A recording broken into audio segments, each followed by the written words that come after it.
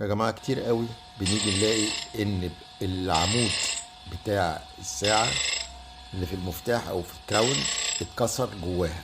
نعمل ايه؟ جزء صغير مش عارفين نطلعه اهو زي ما انت شايف كده، بنسويها بالجلخ على طول، وبنجيب الشنيور الرأسي وبندخل بيه عشان يطلع الحتة اللي هي موجودة جوه.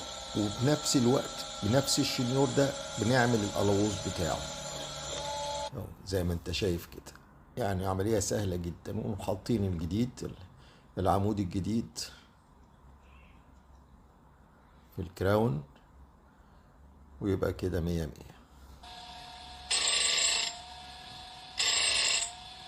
بص تاني كده، نجليه، خليه مستوي زي خلاص نفس الطرف بتاع العادي، وبعد كده نركب السن بتاع الشنيور اللي هو بيعمل في نفس الوقت القلاووز. كل حاجة بسيطة يا جماعة جدا. خلاص تو ما دخل خلاص القلاووز اهو باين. نركب فيه العمود تاني، الكراون في العمود، ونقفله كويس ويبقى كله سليم 100%.